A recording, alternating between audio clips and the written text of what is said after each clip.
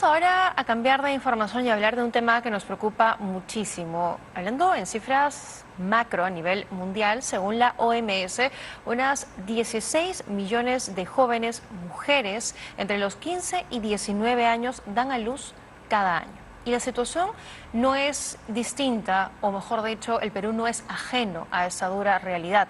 En nuestro país, alrededor de 50.000 niñas, entre jóvenes, adolescentes, hasta los 19 años son madres en nuestro país cada año. Vamos a hablar sobre este tema, principalmente en materia de prevención de embarazo adolescente, con el señor Hugo González, quien es representante del Fondo de Población de Naciones Unidas en el Perú. Gracias por acompañarnos. Bienvenido a Canal N. Muchísimas gracias, Tatiana, por la invitación que nos hacen y compartir este espacio hoy, 26 de septiembre, que se conmemora el Día Internacional de la Prevención del embarazo entre adolescentes, una fecha que desde el 2007 el Ministerio de Salud de Perú viene año con año conmemorando también. Una realidad durísima, ¿no? Más de 50.000 niñas, adolescentes, chicas que se ven enfrentadas a llevar un embarazo, a dar a luz, solo en nuestro país cada año. Bueno, la región de América Latina y el Caribe lamentablemente es la segunda a nivel mundial con la tasa más alta de embarazos entre 15 a 19 años. Sin embargo, en los últimos años se ha lamentablemente visto que la región de América Latina y el Caribe es la primera a nivel mundial en embarazos en niñas entre 10 y 14 años.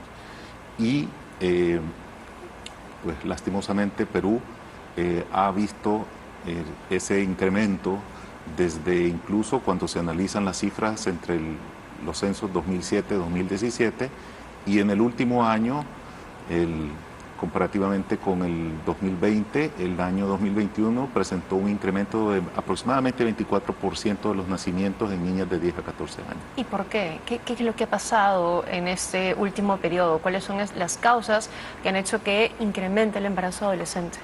Bueno, las determinantes sociales son muchas, ¿no? Incluso la falta de acceso a educación sexual integral se ha visto que incide lamentablemente en poder prevenir un embarazo a edad temprana por diferentes razones, ¿no? Tanto desde los patrones, desde los varones hasta las niñas en cuanto a su autonomía y poder empoderarse y poder postergar la maternidad, ¿no? Pero también, lamentablemente, cuando uno revisa las denuncias de violencia sexual del año 2017 al 2021, puede ver que en el caso de las niñas hubo un incremento de hasta 2,5 veces más denuncias de violencia sexual. Y también en las de 15 a 19 años, aproximadamente 2,7 veces más de denuncias de violencia sexual.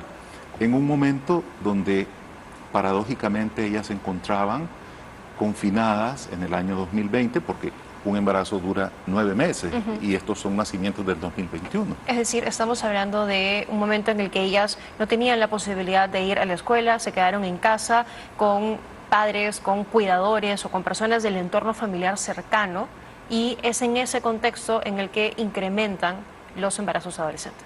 Exactamente, ese fue el contexto mundial, ¿no? A partir del cual pues Perú no fue ajeno a ese contexto, ¿no? Hablaba usted también de la prevención y de la información, por ejemplo, la educación sexual, que, bueno, en esta época de pandemia también la educación a distancia, muchas personas, niños, adolescentes, hombres y mujeres, vieron limitadas también la capacidad para poder estudiarse, y eso también golpeó principalmente a las niñas, a las mujeres, a quienes principalmente en zonas rurales se les dio en todo caso o priorizaron las labores domésticas frente a las estudiantiles. ¿Este contexto también ha sido desfavorable para ellas? Por supuesto que fue desfavorable la limitada información que ya, digamos, han recibido desde el sistema educativo formal, pues porque no ha habido una implementación masiva de la educación sexual integral, pues obviamente limita qué tipo de información recibe, pero además que también padres, madres y tutores no tengan acceso a ella, limita el hecho de tener estos diálogos dentro del hogar y más bien pues, las denuncias muestran de que efectivamente han habido situaciones perversas en el círculo que se supone debe de ser aquel protector del bienestar y la integridad de las mujeres, y desfavorece entonces en la salud de ellas, ¿no? ¿Y cuáles son los riesgos para una niña, para un adolescente, llevar adelante un embarazo? Bueno, inicia desde cuando son, por ejemplo, consecuencia de una situación de abuso sexual, inicia con un daño a la salud mental. Y, por supuesto, hay un rechazo a la situación por el origen que ésta tuvo, ¿no? No fue deseado. De hecho, si nos vamos a las niñas de 15 a 19 años, cada vez más ellas aducen querer postergar la intención reproductiva de un embarazo actual o de los nacimientos ocurridos en los últimos 5 años, y eso está en las ENDES, en la última ENDES incluso del 2021. Ha pasado de un 48% a un 63%. Entonces, cuando hay una historia de salud, de abuso sexual, pues hay un daño a la salud. Y se agudiza en la medida en que recorre una maternidad, en este caso, lamentablemente forzada por las condiciones. Luego, ya se ha también evidenciado de que los riesgos de enfermar o morir debido al poco desarrollo biológico de su cuerpo, pues las expone a una mortalidad materna. De hecho, hay los registros administrativos del Ministerio de Salud denotan que efectivamente hay adolescentes que están falleciendo por están en la edad óptima de ser madres. Exactamente, ¿no?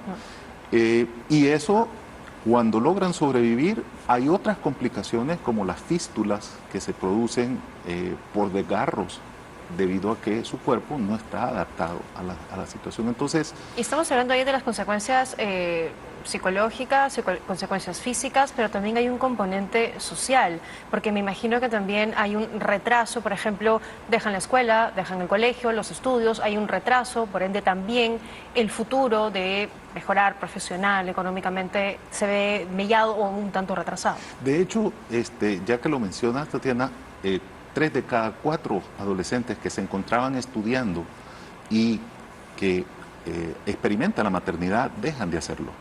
Y eso las condiciona a un ciclo de pobreza y exclusión que difícilmente se recupera como proyecto de vida que tenían planteado. De hecho, desde el Fondo de Población de las Naciones Unidas hicimos un ejercicio del cuánto costaba económicamente la maternidad temprana, y solo por el año pasado, que hubo 48.117 nacimientos de menores de edad, le costó al país aproximadamente 66,4 millones de dólares ese año.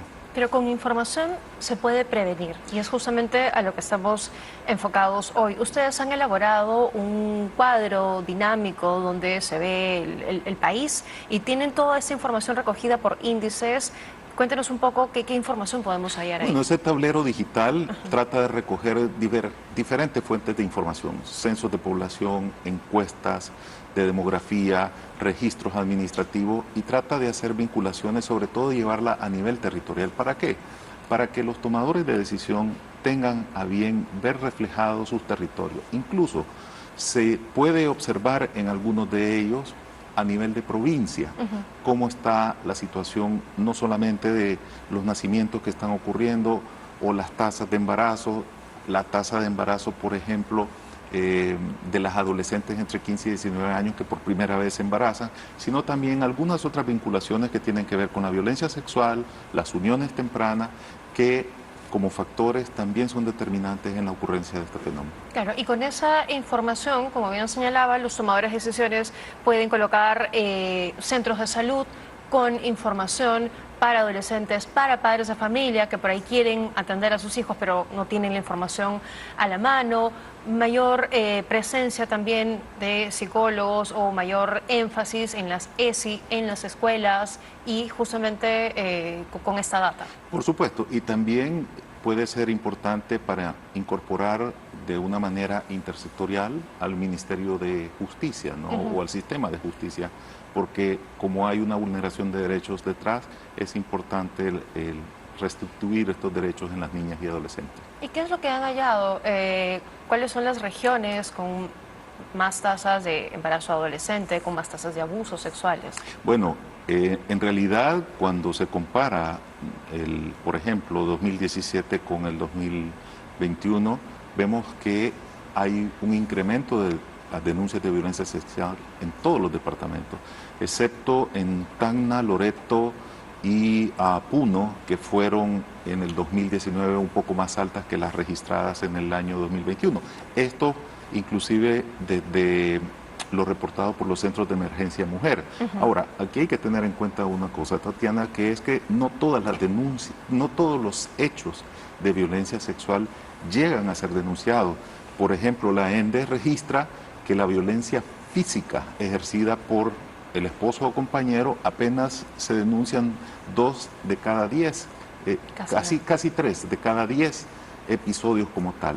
Y además de eso, hay una limitante que el sistema de información de todas las entidades institucionales encargadas de recepcionar este tipo de situaciones no necesariamente conversan en una manera dinámica.